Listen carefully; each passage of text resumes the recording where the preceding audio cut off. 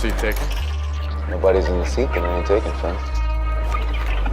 So this is, Sabacc? Sabacc.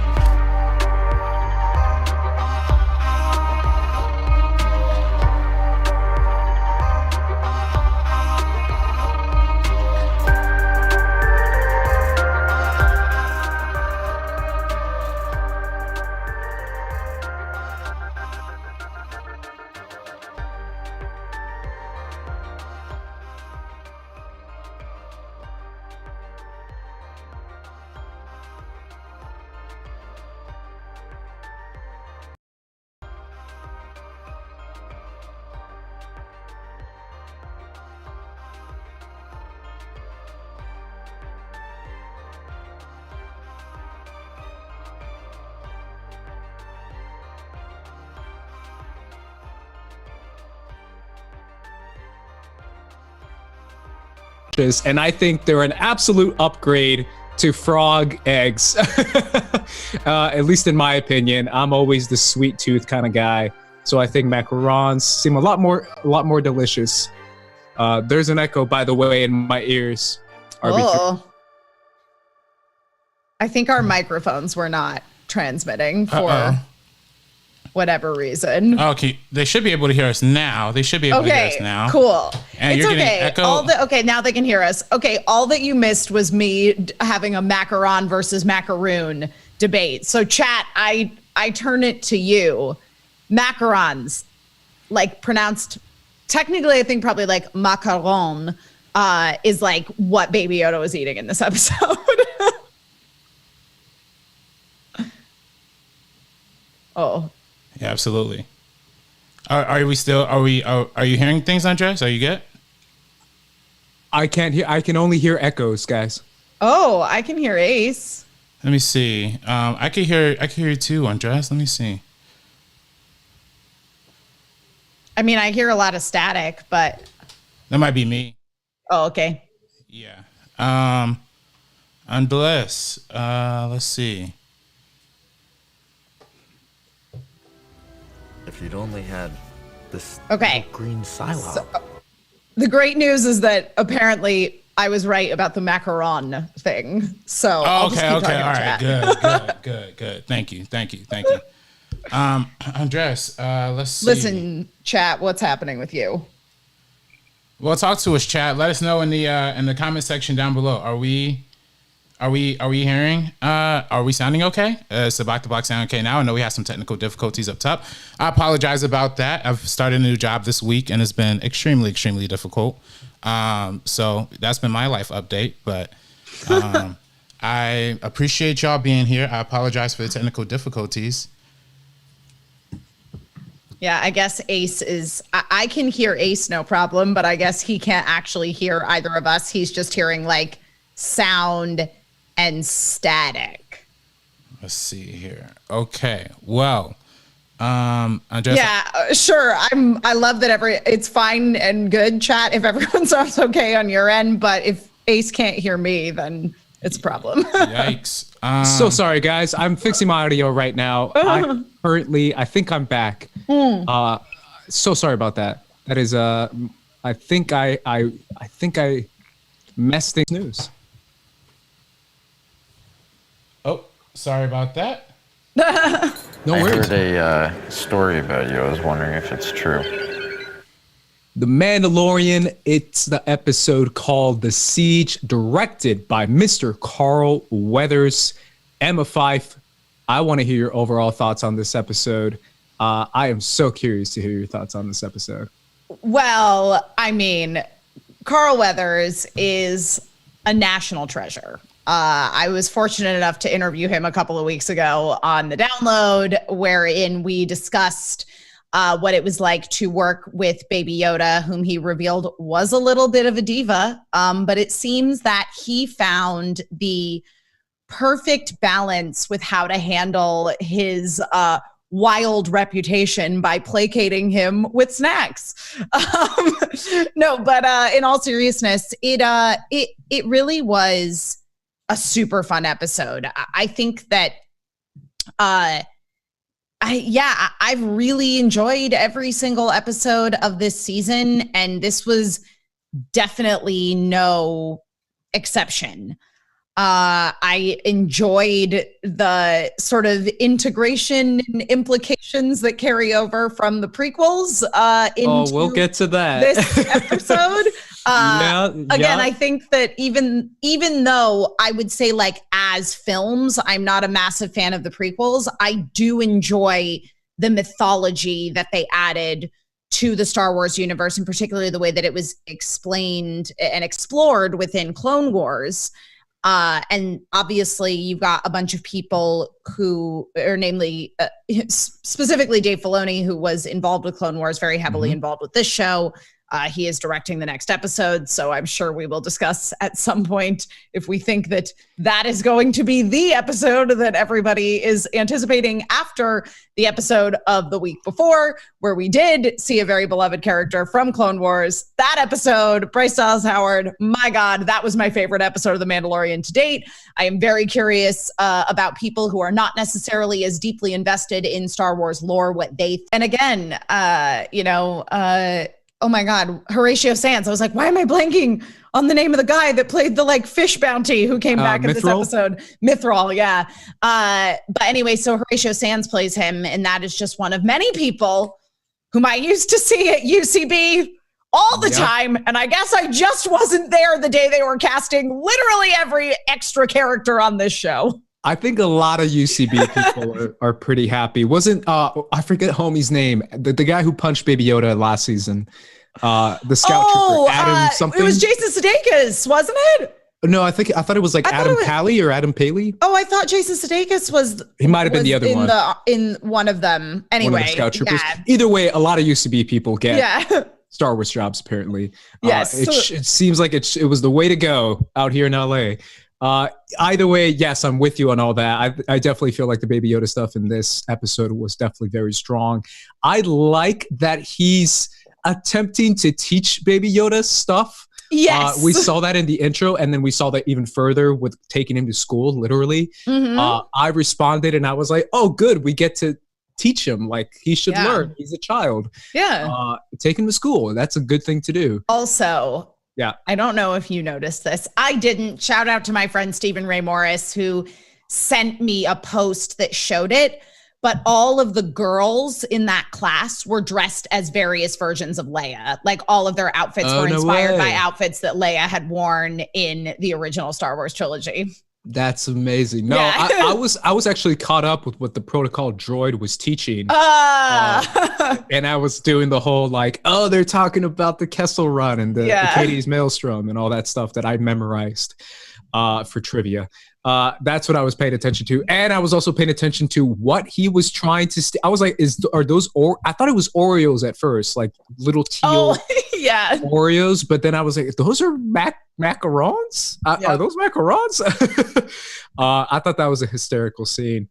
But yeah, overall, the episode was a lot of fun. We got to see a lot of action, which I feel like is kind of what fit Carl Weathers perfectly, if that makes any sense, since he comes from that 80s action background, from Predator, from Rocky, from all that jazz. I feel like that fit him like a glove as far as directing goes. But when it comes to the massive info dump, I feel like it's the giant elephant in the room that we have to talk about. So let's just get right to it, to the green Psylop, RB3, if you have it. We're going to the green Psylop. If you'd only had this little green Psylop. So our green Psylop is obviously, oh my God, don't call it a comeback or call it a comeback. Literally, you can hear the theme music playing from the back of the arena, carrying a steel chair. Out of nowhere, Midichlorians are back nowhere, and I lost my mind, Emma. Obviously, partly because I predicted a Midichlorian thing on Jedi Council last year, but also because we haven't heard the term Midichlorians, at least in live action, since The Phantom Menace. Nope.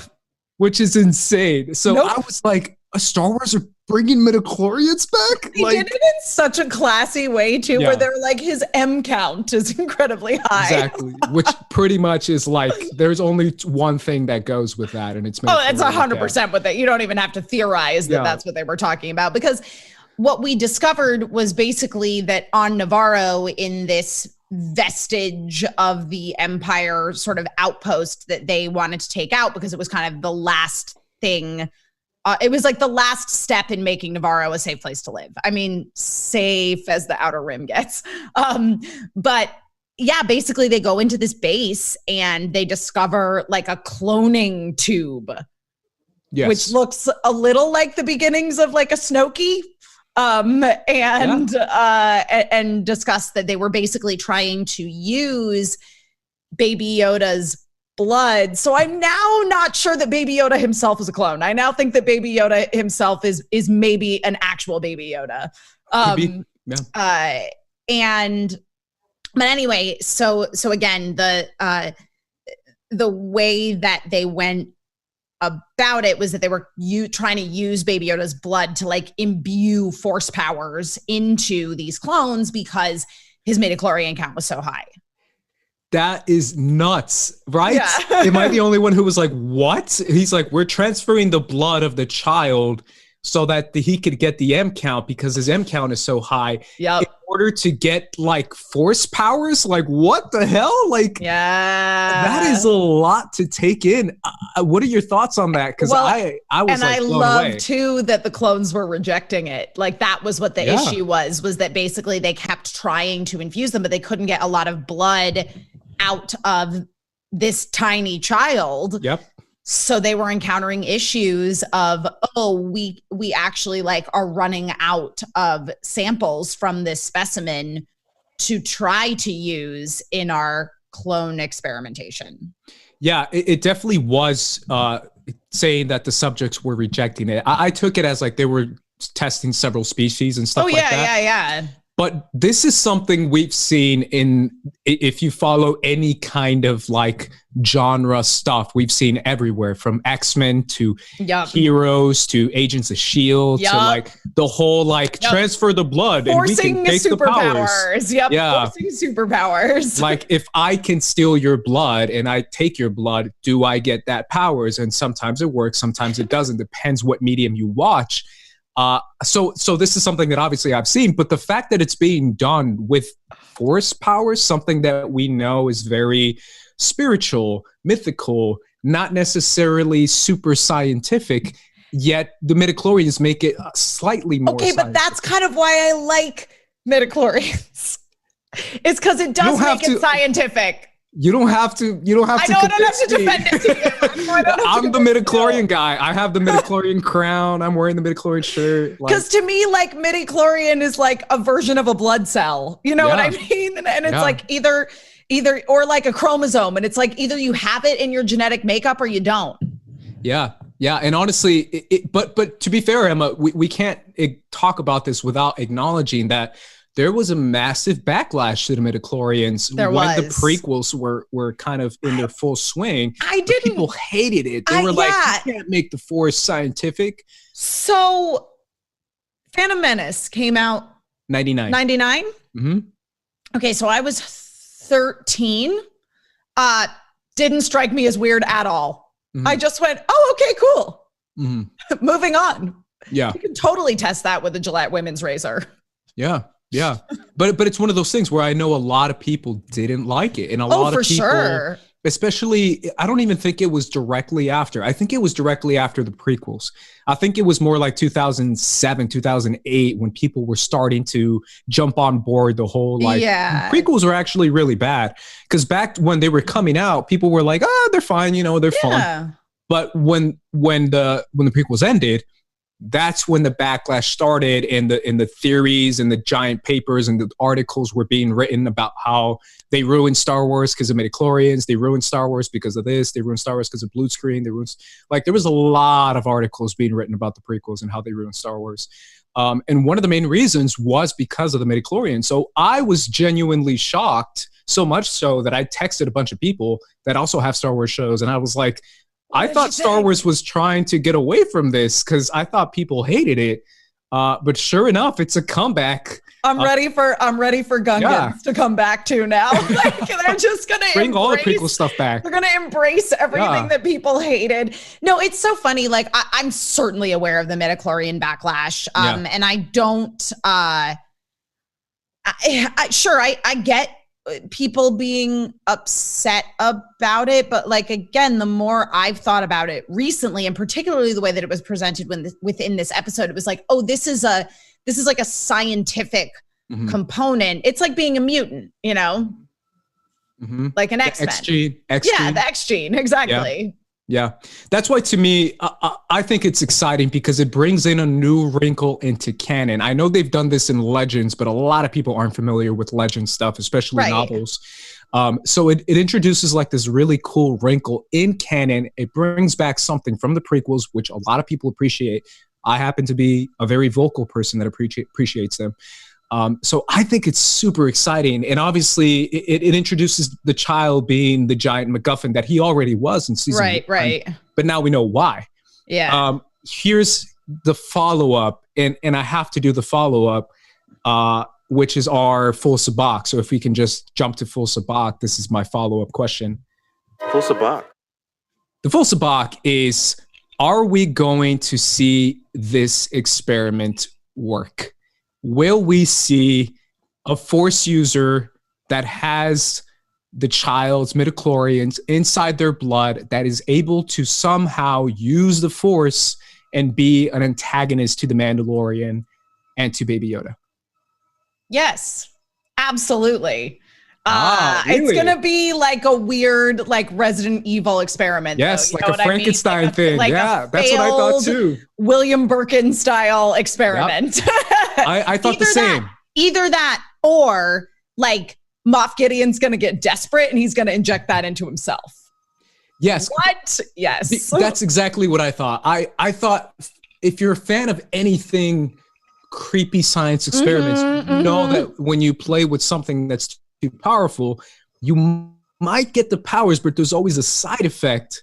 So I immediately thought like the same thing, like a Frankenstein thing, right? Where it's like disgusting creature thingy, where it works, but it's just disturbing in a certain way, where it doesn't click all the way, or it doesn't work all the way. Yeah.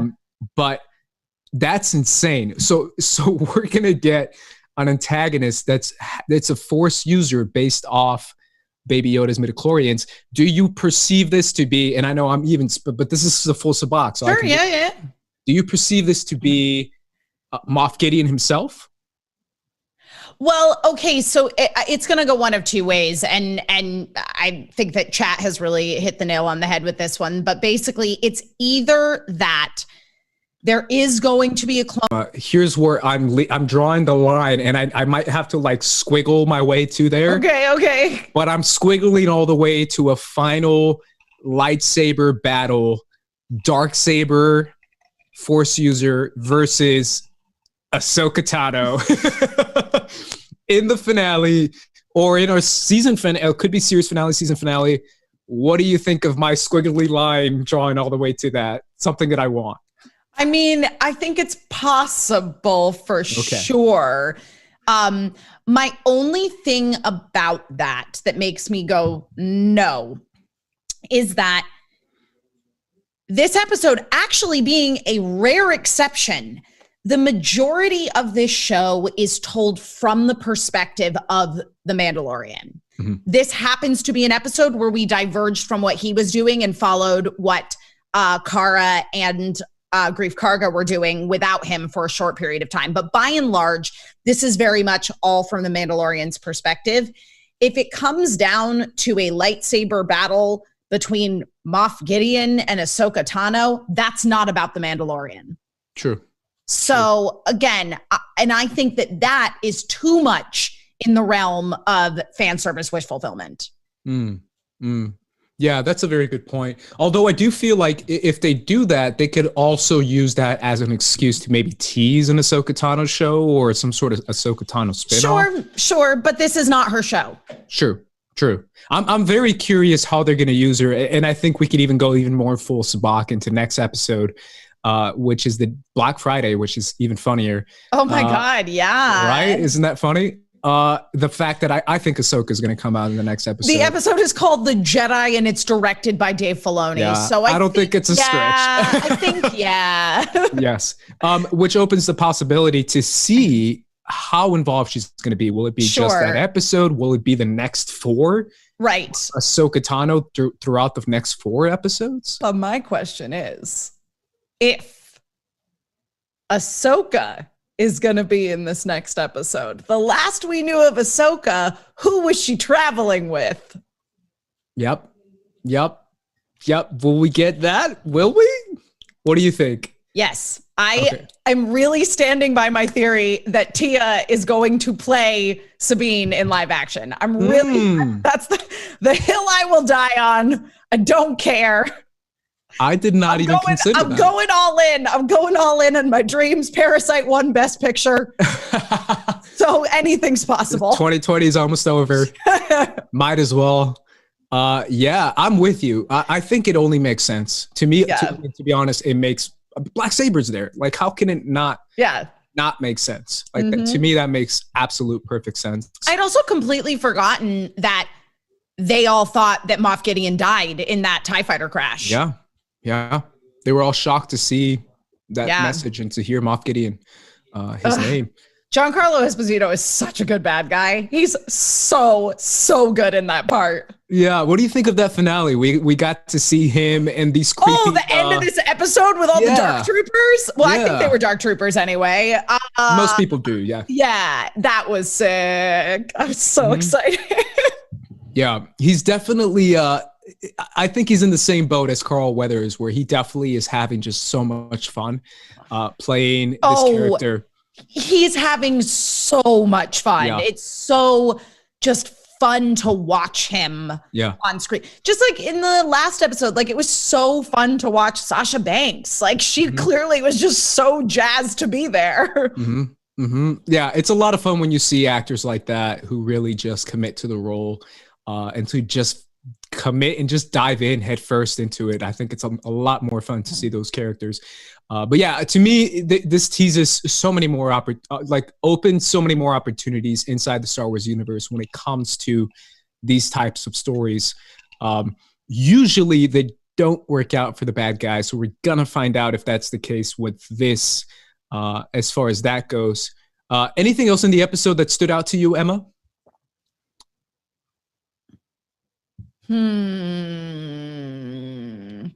Trying to think if I covered everything that I wanted to talk. Oh, I know. Have you been on Rise of the Resistance at Disneyland? I haven't, no. It's amazing. But there was this, I think it was like actually an homage to like an old Kenner toy, that like trooper transport thing that they ended up getting into and driving.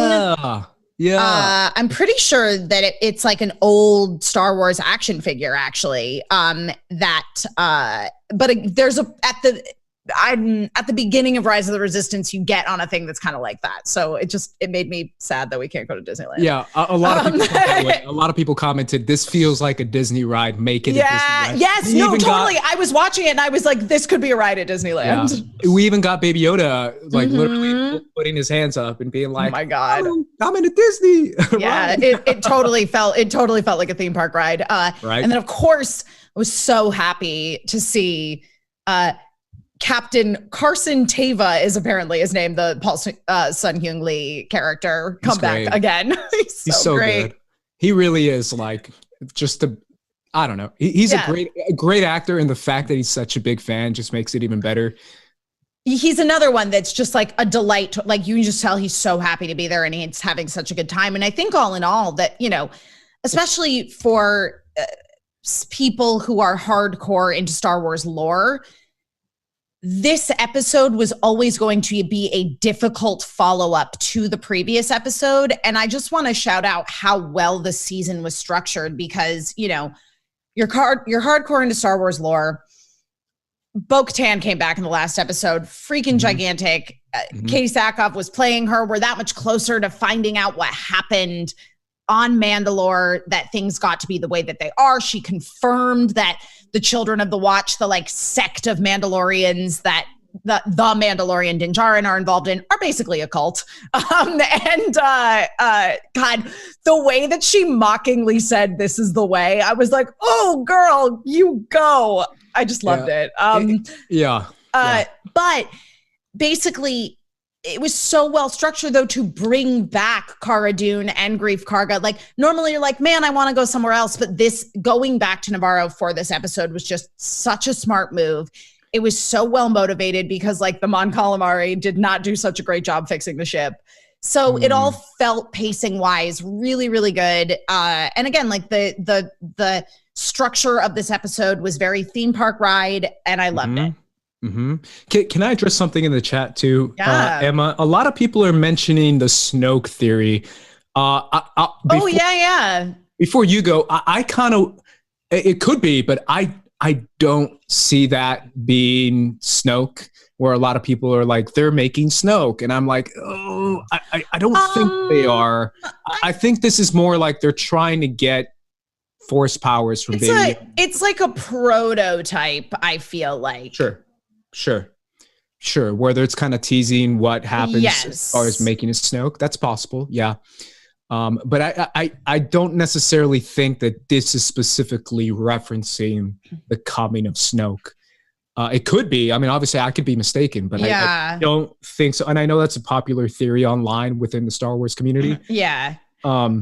I guess I won't be surprised either way, but I am definitely on your side, Ace. Of like, I don't think this is specifically Snoke, but it does introduce the idea of what will eventually become Snoke. Sure. Yeah. As far as the creation of a creepy person. Yeah. Yes. I think that makes a lot of sense too. And to address a couple things that I see in the chat. Number one, are the Children of the Watch different from Death Watch? Very, very much so. Very much so. Death Watch took off their helmets all the time. It was totally chill. And also, Bo-Katan was part of Death Watch. And then Star Wars Thrifting asks, "Where's the armorer?" I thought the armorer died. Is that incorrect? I think that is. I think she's still around. I think they said they were going to leave. They were going to go off somewhere else and hide again. Cool. I think that's what they mentioned when we last saw them. I actually I mentioned this possibility of maybe a tension between the armorer and Bo-Katan, and maybe Din has to decide between the two of them as a possible finale situation, where he's starting to realize like maybe everything the armorer told him is not the case. And maybe he's going to side more with Bo-Katan, and maybe that's kind of the split between the two Mandos as a possibility between tension and Din. So I think that's a possibility of her return. We've also seen, in the past that obviously the I remember her being involved in a fight with some stormtroopers, and that was all I could remember but it was like they cut away and it was just like blasters. But I guess that they died and then we just didn't really see her.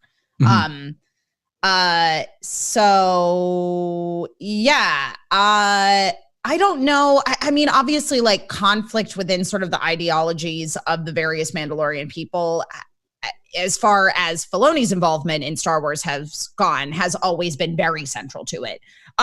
Even to the extent of the story that was explored with Sabine in Star Wars Rebels, wherein, the Mandalore system was occupied by the Empire, and her mom was basically, and her whole family was just kind of cooperating with them. Yeah. We'll definitely see more of that for sure. And I'm curious how they're going to get into, because I feel like you're right. This isn't a Jedi show. It's a Mandalorian show. So we should focus more on that stuff. Yeah. And on Mandalore and on what happened and on the Purge and on what's the planet like now. Cause we get two versions of what we think it's like. Maybe actually going to see it would be super interesting too, as some sort of series finale type thing. There's so much potential there. It's really remarkable what this show has done. I'm hesitant to bring this up, but I almost feel like I have to, Emma. Star Wars Thrifty mentions Cara in the beginning. Can we talk about Cara Dune? Are you? Do you want to talk about Cara Dune or do you want to talk about Gina Carano? Both. Okay. If you can separate the character, if you appreciate the character, I've heard a lot of people say they really genuinely enjoy the character. Yeah, I know Cara a lot Dune. of there are a lot of people out there that I completely understand. Especially women who felt very excited by the character of Sure. Cara, in that it was the first time, they'd seen a woman in a leading role, or at least a significant supporting role within Star Wars, who's like, really muscular and out there, like rough and tumble, kicking butt, which isn't to say that like we haven't seen badass women in Star Wars before. This is just like a very different sort of brand. And a lot of people really felt, and I know very specifically that there were people who were in the trans community who really enjoyed that character as well, which is very disappointing in terms of her actual behavior as a person. I very much started from a place of when she first exhibited some very, very concerning behavior in terms of her view on the trans community, particularly when she changed her pronouns when she added beep, bop, boop to her profile, which was very, very upsetting. I genuinely was approaching it from a place of, I think this is somebody who just needs, she just needs to be educated. She's needs to listen. Sure. But she has repeatedly proven that she has no interest in listening. And that is a problem, because this does not come down to somebody's political views. This is a human rights issue. Human rights are not a political issue. They are not up for debate. Black Lives Matter is not a political issue. Trans women are women is not a political issue. That is a human rights issue. And so it's extremely upsetting to find out that somebody who is involved in a project that is very much about standing up for what is right and against your narrow-minded oppressors is just as narrow-minded as your narrow-minded oppressors. Absolutely.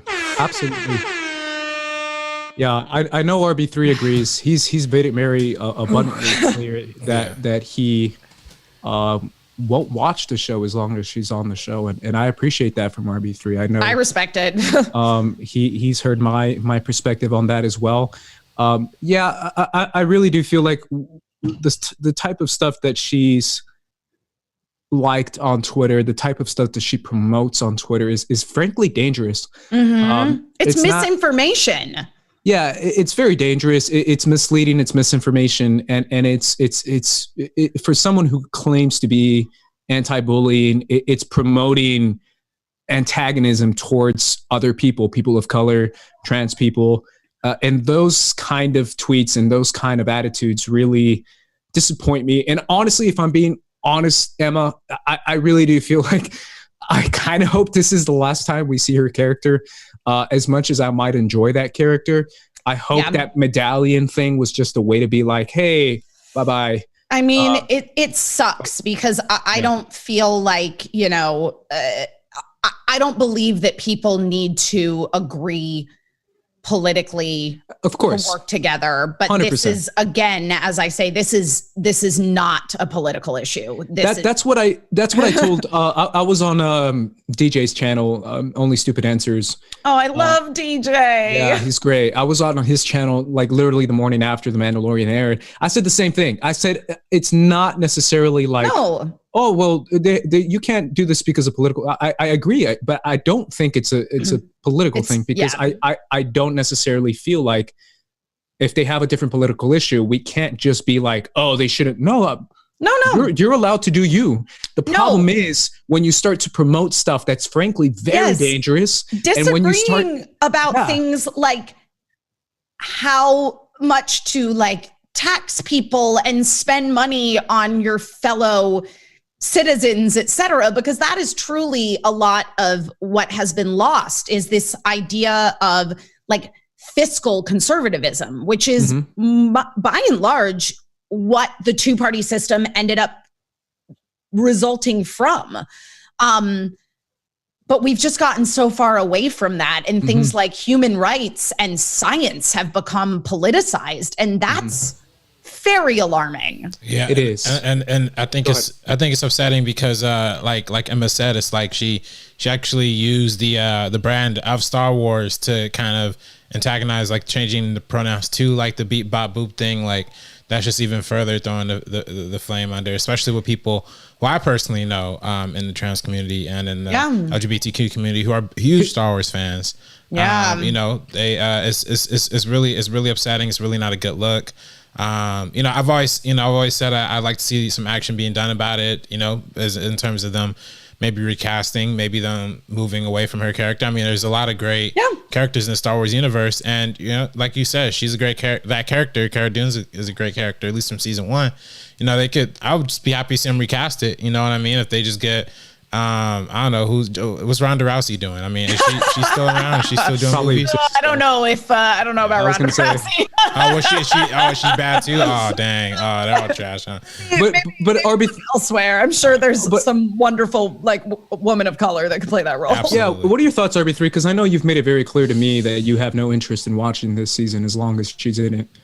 Yeah, I mean, it's disheartening to just see that character be a part of it and see no action on it. I just wish maybe Disney would comment on the situation. I wish they would just maybe say something about it so we could get some sort of update.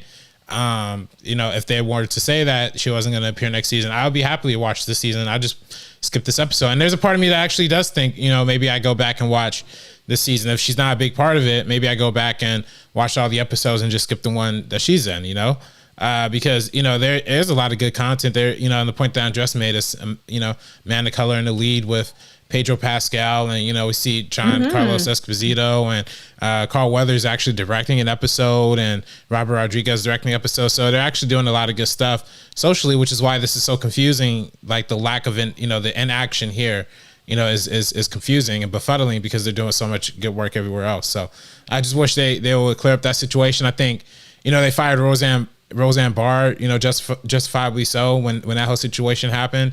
They fired other controversial people when things happen. And, I think I agree with you, Emma. It's not like a Tim Allen or a Chris Pratt, who just, again, have some views that are a little okay, but But when it comes to actually disrespecting other human beings, that's where you kind of draw the line. That's where I draw the line. Yeah, a group of people. Yeah, an actual group of people. You can't do that. We talked about that plenty, RB3, and I agree with you 100%.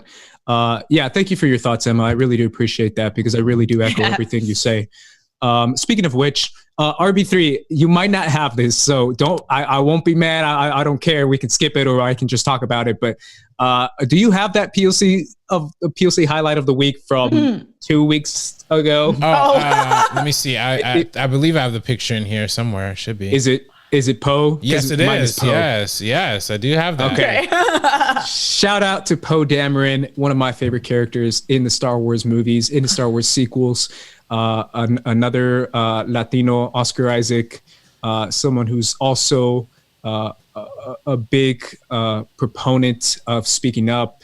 I love the character. I love the way that he's able to evolve within the Star Wars movies is one of my favorite parts. So shout out to Poe Dameron. Emma Fyffe, any thoughts on Poe?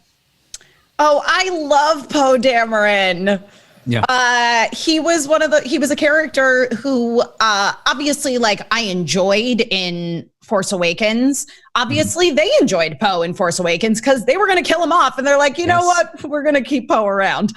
And then y'all might hate me. This might be controversial for me to say. His storyline in The Last Jedi is one of the strongest storylines in the movie. In a movie full of really strong storylines. His character arc in that film is amazing. We truly get to understand who this guy is, the most Gryffindoriest Gryffindor who ever Gryffindored. And just watching him go on that journey of being the best at what he does, but realizing that doesn't automatically make him a good leader. and watching him figure out how to follow orders and how to step into the role of a leader when it was time to do so was incredible. And because of that, again, going back to, obviously, no big secret, I'm not a big fan of Rise of Skywalker. I think that Poe Dameron was one of the characters who was done the biggest disservice in that film. And I just think he's a great character. And I wish that he and Finn could have smooched. And that's my whole story. Yeah, I'll echo you from the Last Jedi perspective. I love the scene where he goes, "Hey guys, follow me," as far as like an escape out of the cave. And everyone looks to Leia and she says, "Don't look at me. Yes. Follow him." It's and I was such an important moment. That's such a good moment. Absolutely. And honestly, I love the scene in The Rise of Skywalker when he goes up to Leia and he says, I can't do this. Right. And Billy D. Lando comes up to him and he says, "We did it together." And he kind of steps up and gives Finn the title of general. I love that scene. Once Poe actually got to be a leader in Rise of Skywalker, it was good, but it just took us way too long to get there. Oh, I see what you're saying. Yeah, absolutely. Yeah, but I love the idea of Star Wars has always been about a lot of things, but one of the main things Star Wars is about is leadership and what is a leader and what makes a leader. And we see that with Leia. We see that with Luke. We see that with Han is another example too in the OGs, how people can become leaders. And I think that's beautiful within itself. And Poe is one of the perfect examples to me that exemplifies the idea of evolving and becoming a leader inside the Star Wars universe. So, for sure. Yeah. Shout out to Poe. That is my character. POC spotlight of the week. Let's go quickly to our final thing, which is a good old fashioned squad up with squad leader Ace. Let me break this down for you guys. Hopefully, RB3, you're ready for this as well, because I'm always happy to have you participate. Hopefully, the chat is ready. Let's do this. This one's a fun and simple one. You are a rebel spy infiltrating an Imperial Star Destroyer, hoping to find the schematics to a nearby battle station that's been tormenting your planet. Okay. You need this information to finally deliver a crucial blow to the Empire. In order to succeed, you need three things. 1, a rebel partner in disguise. This is a rebel fighter that you know has the skill to help you get out of any situation.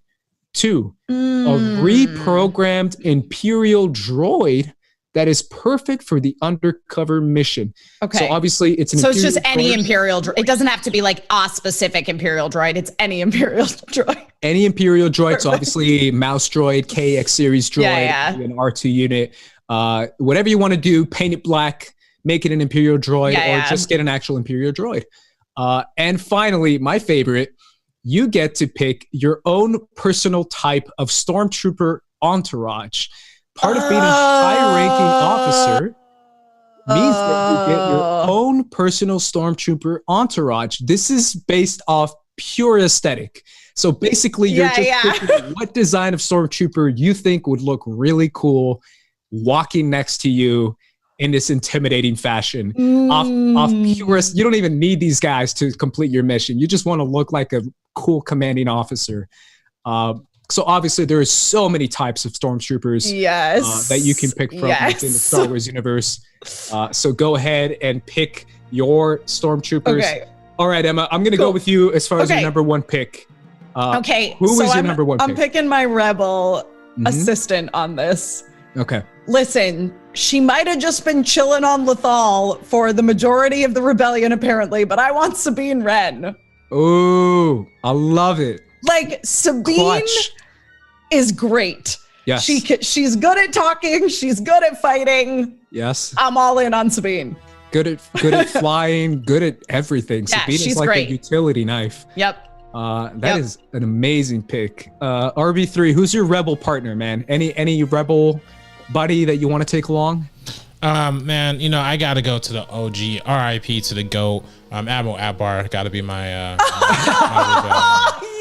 buddy for the journey. I don't even know if that would work, but hey, you might as well try it. If you see a Mon Calamari walking around an Imperial uniform. It would Amazing. be quite the image, quite the traitor. I'm sure he would get a lot of love. Yeah. You know what? This is such a weird pick that I'm gonna pick, and I wasn't even gonna do this one, but I might as well. I'm gonna pick the guy who might not. He just finds a way to get out of situations. I'm going with Han Solo. Yeah. General Han Solo is my Imperial partner in disguise, my rebel in disguise. This guy might step on a few branches, give himself away, but at the end of the day, he's doing his judo black flip, and he's setting the charges and blowing the mission. I'm going with Han Solo as my rebel partner. Nice. Alrighty, who is your reprogrammed Imperial droid? Okay, well, I'm definitely taking a KX series droid. And really, the real reason behind this is, number one, obviously, like, I love K2SO. But also, so on the Star Wars RPG that I was on back in the day, our droid started his life as a B1 battle droid and ended his life as a KX series droid. So that's amazing. Yep. That's incredible. Shout out to K0001, but Yep. AKA cool. I feel like the KX droids are one of the coolest designs. They're really cool. Yeah. They're so they seem so intimidating and powerful and clutch. Yep. But the way that K2SO speaks is just so approachable. It's so great. Yeah. I love that's one of my favorite parts of Rogue One is the KX series and K2SO. I'm sorry. RB3, who are you picking as far as an Imperial droid? As far as an Imperial droid, okay, I gotta. I think there's a reality where we could dress a BB-8 in a little Imperial. Yeah, I mean, like BB-9E. BB-9E, yeah. See, there's dark BB-8s. Yeah, see, there we go. That's exactly what I'm looking for. That's what I'm trying to, get as my my droid nice and reliable and get into a lot of doors. So. Yeah, BB-9E is clutch. He's super clutch. Obviously, he's a snitch, but that's what he's got to do. In The Last Jedi, he finds BB-8 and he's like, yo, that's wrong. That's not a mouse droid. But speaking of mouse droids, I am going with a good old-fashioned mouse droid. It might be the weirdest choice. It might not be the most intimidating, but they are always around. They blend in very easily. There are so many of them that I will just be another Imperial officer with a really cool mouse droid. Shout out to the mouse droids. I like mouse droids. They're great. Yeah, there you go. Already, finally, guys, who is going to be our Stormtrooper entourage? Who are we rocking with that will make absolutely no sense in this Imperial Star Destroyer? Emma, what's your pick? I gotta go Death Troopers, man. You picked the only ones that were like... They're the coolest. Pick the number one pick. You picked They're the coolest looking ones. Yeah, you definitely went straight up for the Zion Williamson of the draft. RB3, what are you selecting? I probably gotta go with the Shadow Troopers myself. I'm also gonna go with the all black aesthetic with the long, kind of what else, blasters? I probably want to go with the Shadow Troopers. You guys are picking like the coolest ones. Mm-hmm. And I always pick the weird ones, so I'm going to keep on brand. It's going to make absolutely no sense, but speaking of Rogue One and speaking of Death Troopers, I'm going with the Shore Troopers. The Shore Troopers. Great, why not? It makes no sense, but again, I don't know, maybe I'm an Imperial officer from a planet that's on an island or a planet that has a lot of beaches on it. Either way, the Shore Troopers have always been, ever since I saw Rogue One, one of my favorite designs ever from a Stormtrooper. I love their design. I think it looks super freaking cool. I think it fits. So literally off pure aesthetic, off just because I like their look, I'm picking Shore Troopers. Alrighty, let's tell us our final picks. Emma, what is your team looking like? I have got Sabine Wren as my rebel partner. I've got a KX droid, and I have a squad of Death Troopers. It's amazing. RB3. Yeah, I'm here with the ultimate gang with Admiral Akbar. I'm commanding our Rebel Alliance mission here, and then of course we have our BB-8 or BB-95 in disguise at the Imperial Empire. And then, of course, I gotta have my Shadow Troopers behind me to get that cool, like, all black aesthetic, you know, so. There you go, guys. And finally, I have Han Solo as my partner in crime. I have a mouse droid that's going to follow me along the way. And in rocking out my crew, I'm walking up with stormtroopers, looking intimidating as hell, walking up with a nice tan so they know I'm coming from this planet. It's going to be like, oh, that makes sense. So there you go, guys. I have the stormtroopers to bring me along the way. I definitely want to read some of the chats if there are any. Do it for cash says Cassian, BB-9E, and Death Troopers. So there you go. Very similar to some of your guys' picks. Pete Wiz says Chopper, Hera, and any stormtroopers that wear black. There you go. Painting Chopper black is just like easy. People go. would believe that was an Imperial astromech unit. RB3, do we have any super chats too? I forgot to ask. We don't have any super chats and Streamlabs, but people really want to support this show. People, please support this great show that we have, Sabacc the Block, reuniting two of the best Star Wars voices in the entire galaxy.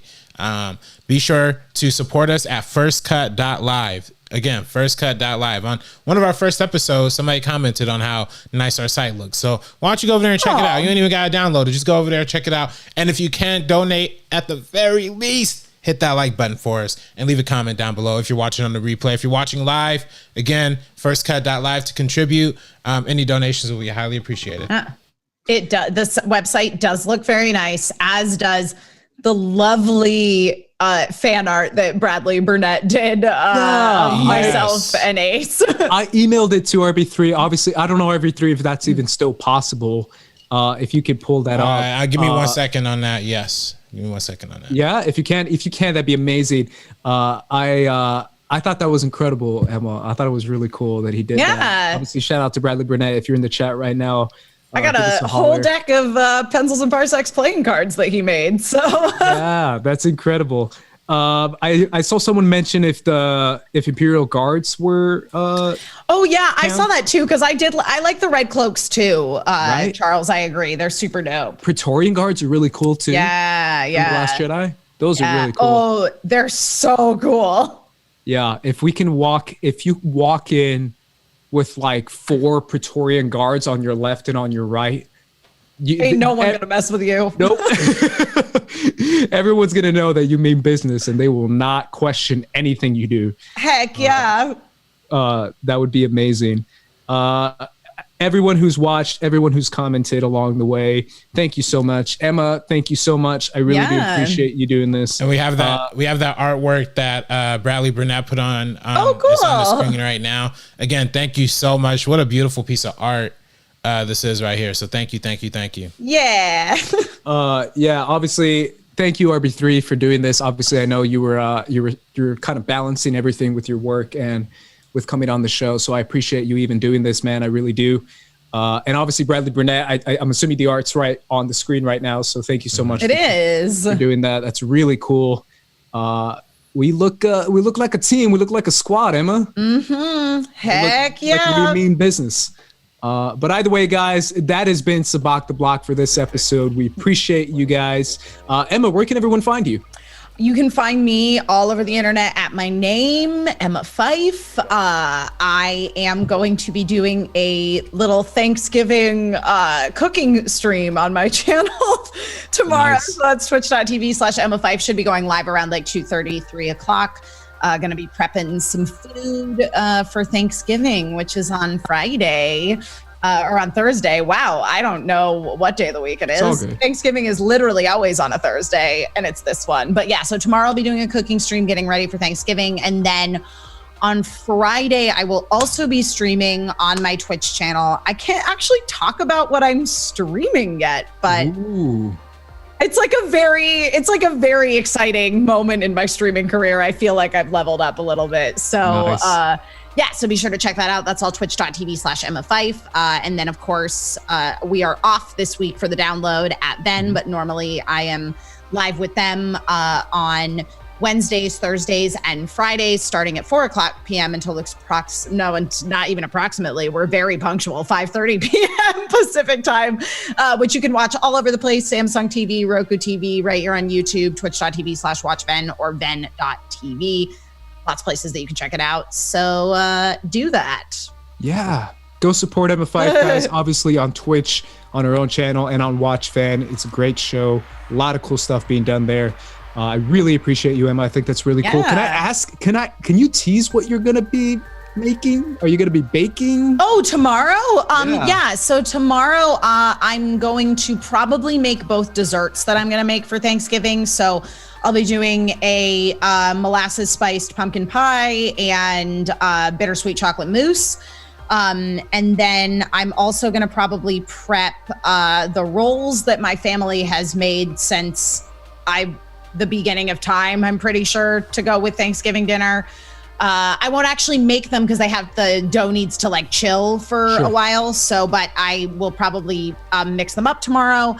What else am I going to make tomorrow? Oh, French potato pies. So in my family, and I know this is going to be controversial tomorrow when I do it on the show, and I know that a lot of people will roast me.